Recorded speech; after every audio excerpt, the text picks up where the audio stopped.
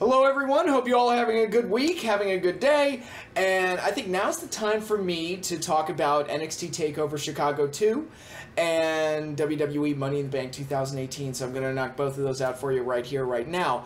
Let's get started with Takeover. Very interesting here. I did not watch Takeover live the night it happened. As I said in a previous video, I was going to be gone most of the day, and I had previous engagement.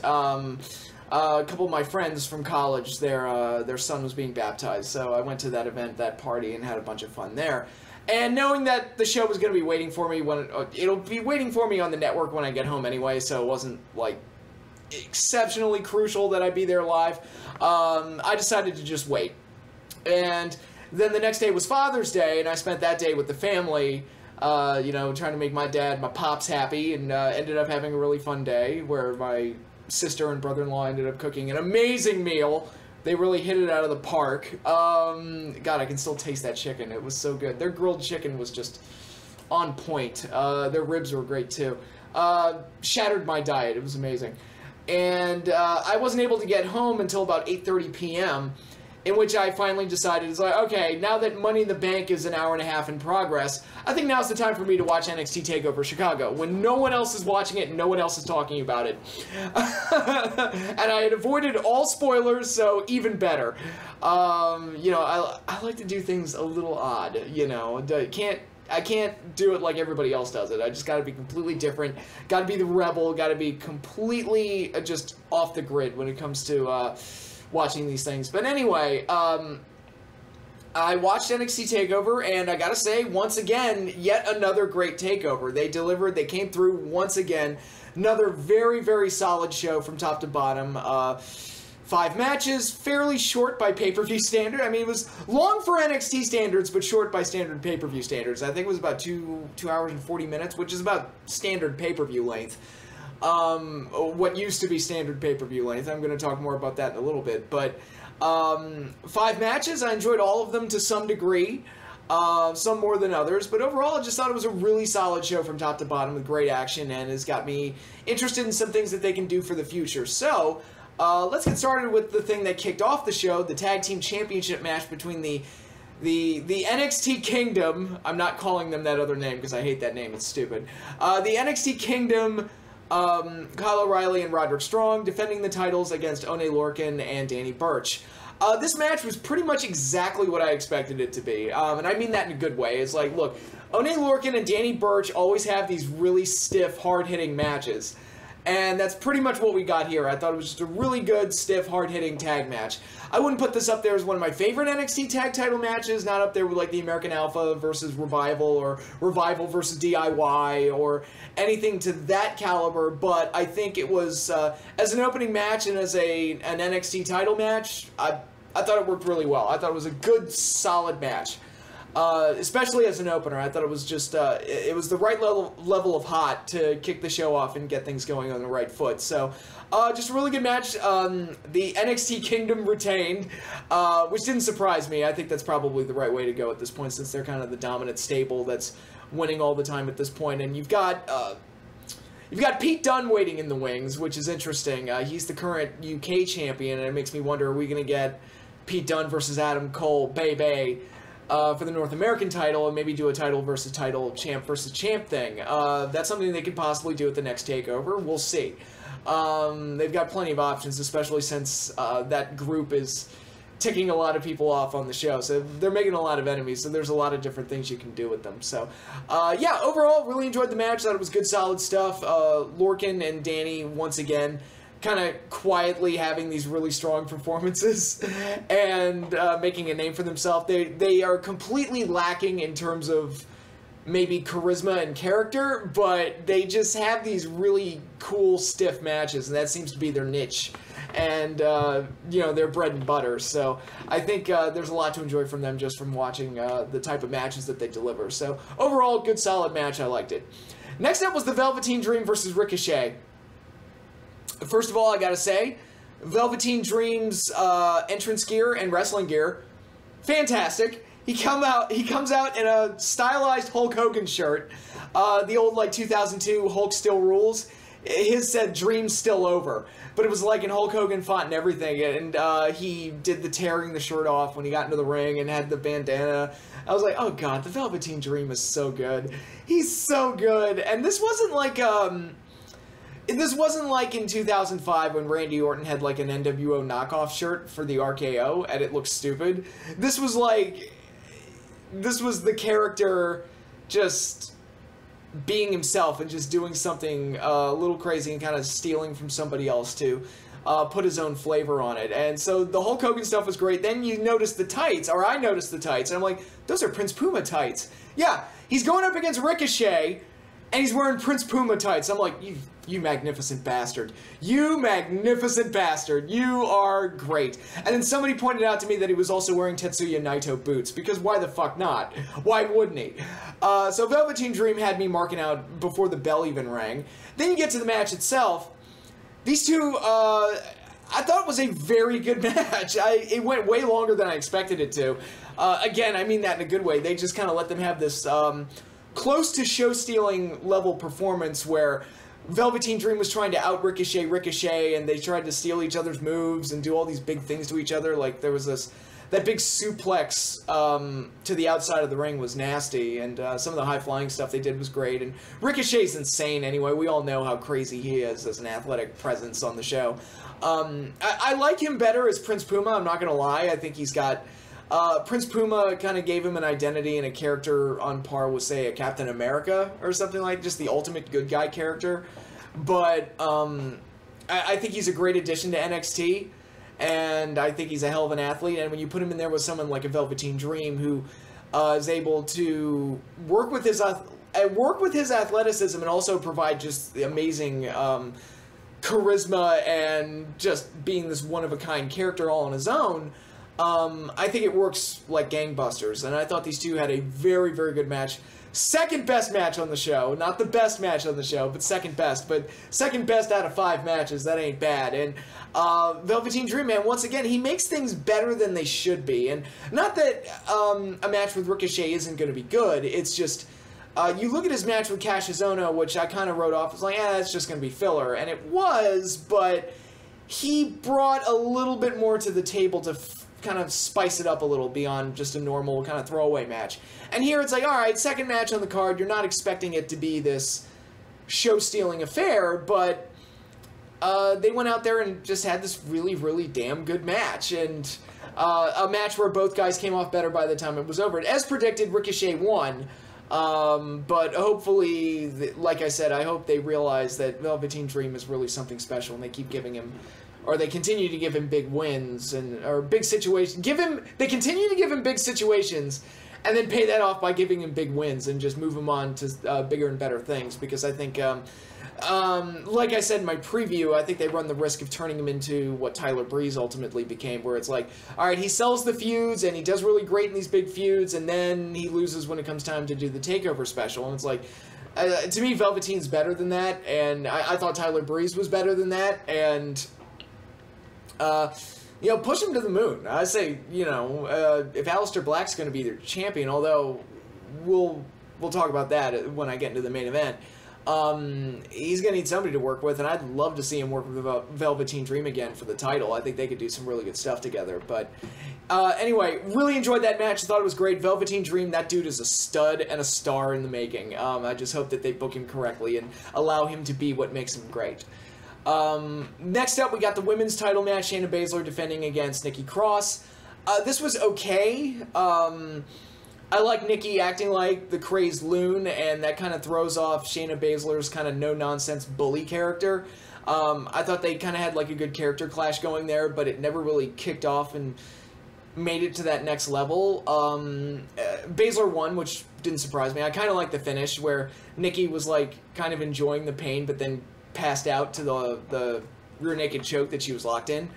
It was okay. It was just a perfectly fine, okay match. Nothing great about it.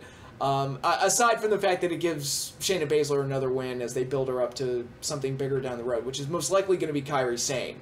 That's most likely going to be her next opponent. So, yeah, we've got that to look forward to. But overall, I thought the match was just okay. And it's weird. It's been a while probably, it's been a while since the women have had like a real like show-stealing match at these takeover specials. I guess like the Ember Moon Asuka matches were like the last ones, and since then it's like they've been trying to find something else that kind of clicks. I like Baszler, and I like the way she plays her character. She just hasn't had that like show-stealing type of match yet that the NXT Women's Division was somewhat known for. But anyway, I thought the match was okay, and I don't disagree with Baszler retaining.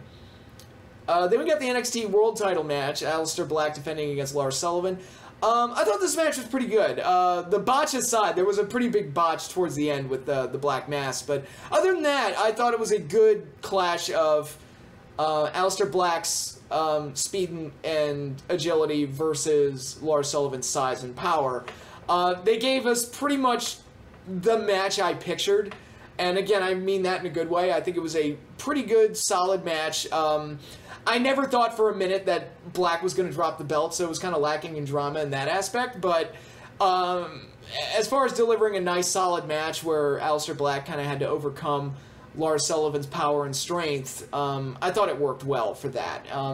Nothing great, nothing spectacular, but just a good, solid match. And Aleister Black retained, which is the right move, and now we're probably going to get, if I had to guess, we're probably going to get Aleister Black versus Tommaso Ciampa. If I had to guess, given that Tommaso Ciampa won in the main event, I'm thinking ahead.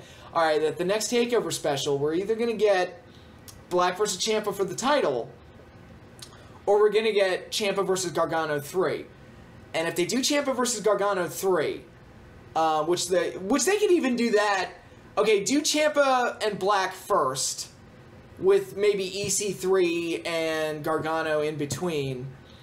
And then at the December TakeOver special, do Ciampa versus Gargano for the title Hell in a Cell. Maybe they could do that. Again, I'm thinking ahead of all these different things they could do. But or maybe even do a triple threat, Gargano, Ciampa, and Black, all for the title. There's a lot of different things they can do. But anyway, I guess that leads me into the main event. Tommaso Ciampa versus Johnny Gargano in a Chicago street fight, a follow-up to their WrestleMania weekend encounter, which was an absolute classic. This one wasn't as good as the WrestleMania match, but still very, very good, and great even. Very brutal, hard-hitting, even got a little bit of color, even though it was probably hard way, but Johnny did bleed a little bit, so it was nice to see some color. Even if it did come hard way, and I don't advocate people getting hurt, but certain, like, grudge matches, I'm like, dude, because that was my only criticism of the WrestleMania match. I was like, dude, this really needs color.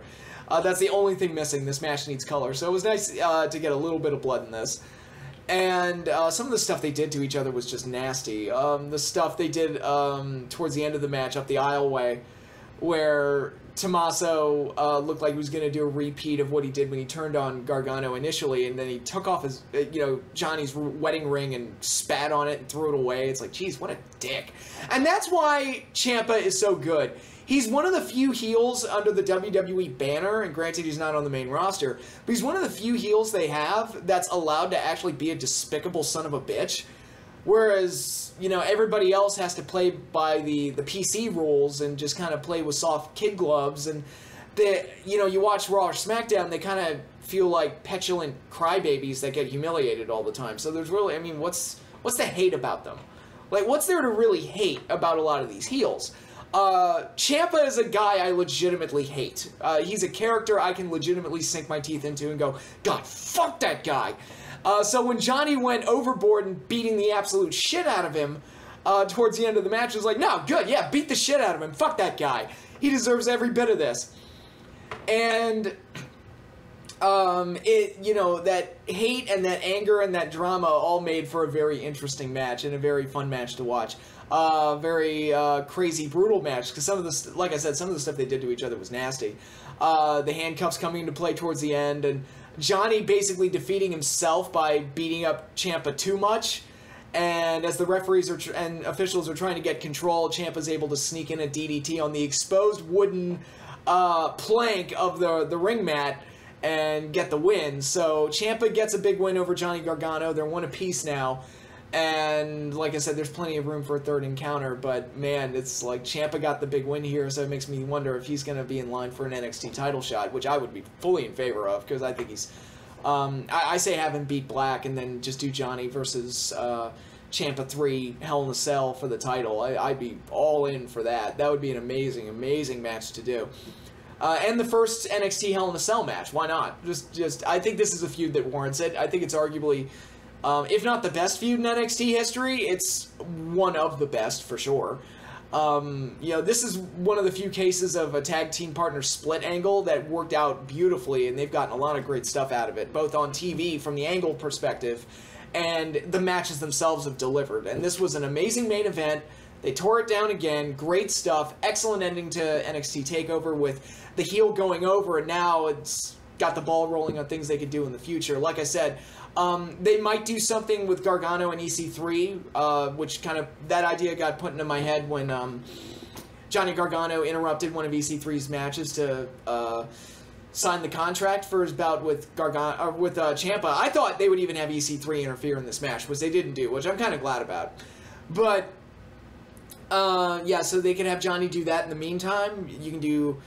I'm already thinking ahead to the Brooklyn NXT. You can do Ciampa versus Black for the title. You can do Johnny versus EC3. And yeah, that could be good. Then you'd have, for the tag titles, you could do maybe War Raiders versus NXT Kingdom. So I'm not calling them the Undisputed Era. I'm just not. I refuse. Do Kairi Sane versus Shayna Baszler for the women's title, and then do like Ricochet, maybe Ricochet versus Velveteen Dream Part 2 or something like that. So yeah, I've already got the whole NXT Brooklyn card all booked up, so there you go. But anyway, NXT TakeOver Chicago 2 was an excellent show. I highly recommend it. Two matches that I liked a lot in Ciampa versus Gargano 2 and Ricochet versus Velveteen Dream, and everything else was at least solid. You know, at least okay. There was nothing bad on this show, I would say. So, overall, well worth my time. Now, let's talk about something that I decided was not worth my time. WWE Money in the Bank 2018. Now, I read the results. It didn't sound bad. Like, it didn't sound like it was this train wreck of a show. Some of the things they did actually sounded good. I think the situation with Ronda Rousey, I think, was probably the best case scenario of what they did. It's like, okay, they used the Money in the Bank cash-in to kind of get around. They didn't have her win the title too soon, but they didn't have her lose either, so it's probably best case scenario to do what they did. It didn't sound like they did anything stupid. You know, AJ retained, which I guess, yeah, because Nakamura just hasn't really, and I love Nak, but he just hasn't really worked for me as a heel, so I think, you know, rather than putting the belt on him and kind of rewarding this, like, lackluster feud, I say just kind of end it and move on to something better. Although there's reports that AJ retained the title because he's going to be on the cover of the video game, which is like, I love how that's the reason to keep the belt on somebody.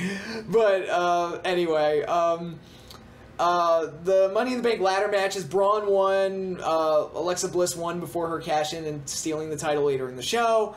I guess I'm okay with both of those. I didn't groan when I saw those, and I like Braun. I hope they don't do the shot cash-in with Braun. I would prefer it if they did. Just have him say, I want to face Brock Lesnar, pick a date, and then just build up to that date. I mean, that's what I would do. Because they don't always have to do the shot cash-in. They can pick a date, and I think people have forgotten that. It's like you can actually pick a date and just build up to the match. I would prefer that, to be honest. Mix it up a little bit. It doesn't have to be the shot cash-in every single time, especially when it's someone like Braun Strowman, who's, you know, he's got to be so confident in himself because he's so unbeatable at this point. It's like, dude, I don't need to, like, sneak up on an injured champion to win. I can just I can dominate most people anyway, so fuck it. Bring it, Brock. And fuck, I hope Braun wins the title. I think he should. I think, all things considered, like, I would be... I don't know if it's too late for Braun to win the belt, but I'd be willing to give it a try. I'll probably start watching Raw again if Braun wins the belt, just to see what they do. I wouldn't have turned him babyface, but... okay, I wouldn't have, like, tried to make him silly and funny, which is what they've kind of tried to do with him, but I would just let him keep being that badass that destroys people, and the fans cheer him or the fans boo him. Just kind of go which way the wind is blowing, but... yeah, I'm trying to think what else was on this really, really bloated show. Again, nothing really jumped out to. I heard that Roman and Jinder was awful, which doesn't surprise me. I heard the fans just took a giant shit all over. It's like, oh, two characters that the fans don't give a crap about in a smart town like Chicago? I'm shocked. I'm shocked that that happened. Yeah. So there was that. Daniel Bryan beat Big Cass, and then Big Cass got released, so... That's the end of that, I guess. Hopefully they can find something better to do with Daniel Bryan, because it's like, oh my god, we were all so happy that Daniel Bryan came back, and it looked like he got his big WrestleMania moment, and then since then it's just felt like, and what do you got? Do AJ versus Bryan for the title. They could do that. I might start... Okay, I talked about Braun winning the title might get me watching Raw again. AJ versus Bryan for the title might get me watching SmackDown, at least in the short term. Just to kind of like, okay, I'll check that out just to see what's up, but... yeah. So, basically I'm just going over the results for Money in the Bank and my feelings on what the results were. Like I said, it didn't sound like a terrible show. But when I saw how long it was, I made an executive decision not to watch it because I just don't have the time or the energy to dedicate to watching a 4.5 hour show. And when I say that, like I said, I watched NXT TakeOver while Money in the Bank was in progress. I turned it on at around 8:30. And the show had already been on for an hour and a half at that point. I finished watching TakeOver, and it's like, alright, let me go read the Money in the Bank results just to see what I missed. The show was still going.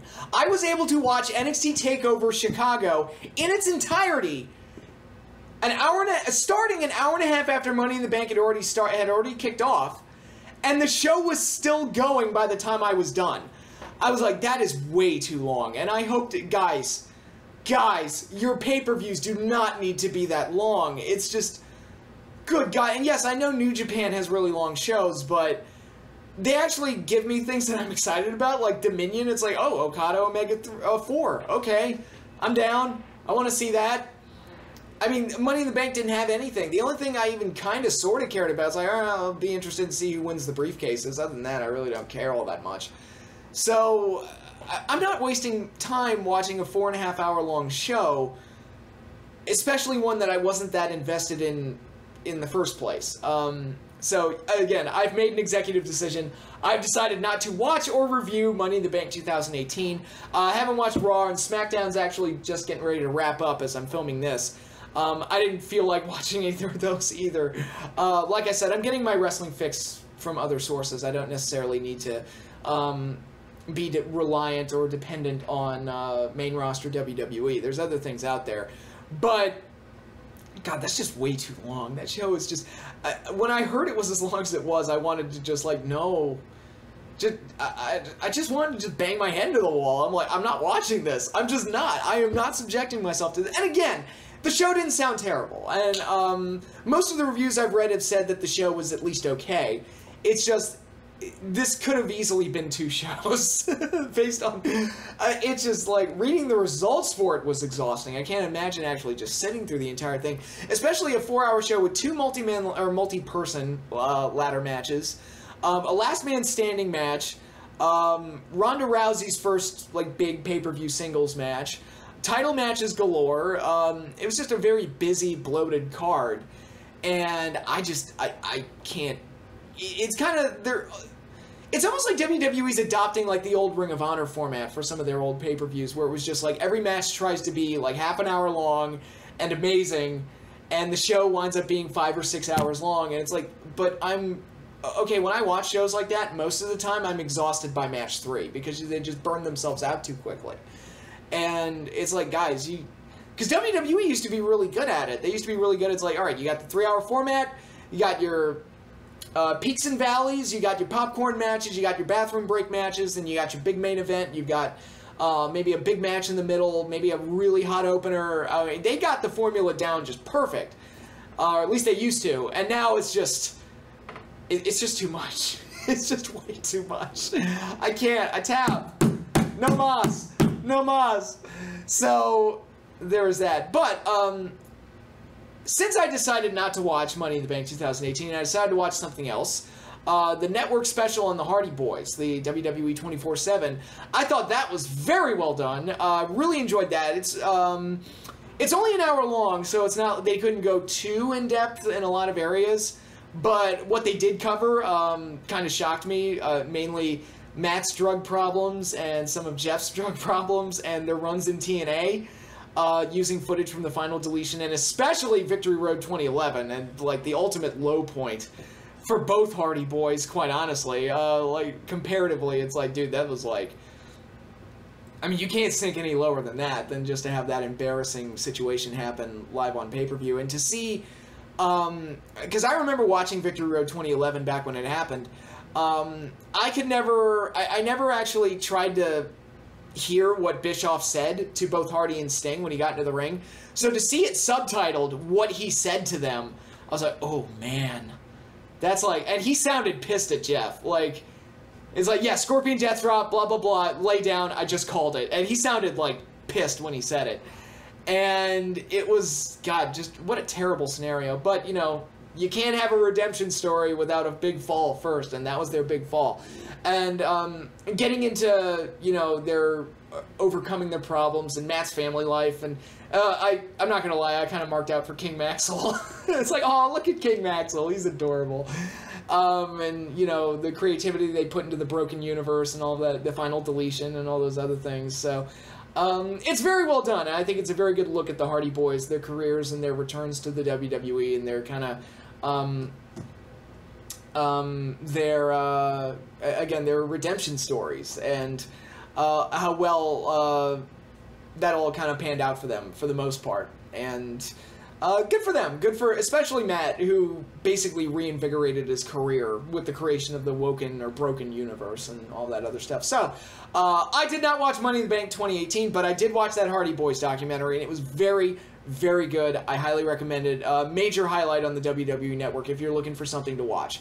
Especially newer content, not necessarily like doing what I do and watching older content like Saturday Night's Main Event and the Clash of Champions.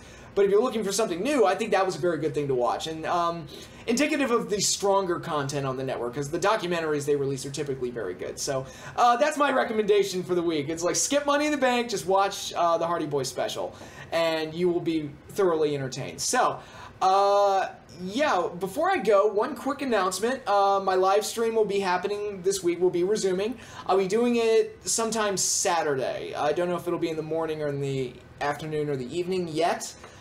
We shall see. We're going to be playing it by ear, but my live streams will resume. I'll be back to watching Saturday Night's Main Event and the Clash of Champions, and we will start with Saturday Night's Main Event 16, the first edition of Saturday Night's Main Event with Macho Man Randy Savage as the WWF Champion, and Clash of the Champions 15, Dixie Dynamite.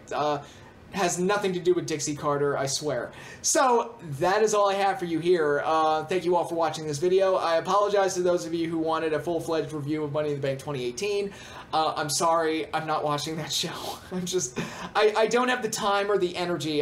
Fuck it, the new season of Voltron just dropped on Netflix, and I'm still trying to get through Mystery Science Theater on Netflix. I'm still trying to get through Ash vs. Evil Dead. I still haven't caught up on that yet. I've got so much other things that I want to get caught up on. It's like, I don't have time to waste on a 4.5 hour long pay-per-view. I just don't. I tap. I'm not watching it. So I apologize to those of you that were expecting a review of Money in the Bank, but I just don't have the time or the energy on my hands to actually even watch the show. So yeah, I'm all done here. So this will be my last video for the week before the live stream. So hopefully you all, if you're interested in watching the live stream, go ahead and check me out then. Again, it'll be we'll be kicking off sometime Saturday, and I really enjoy doing those. So if you've never watched or listened to one of my live streams, come on board. They've basically turned into live stream question and answer sessions while I'm watching Saturday Night's Main Event and Clash of Champions. So if that's something that interests you, just come on board, ask me whatever the hell you want, and I will provide the best answer possible. But that is all I have for you here. Y'all have a good night and a good week, and I'll see you all later.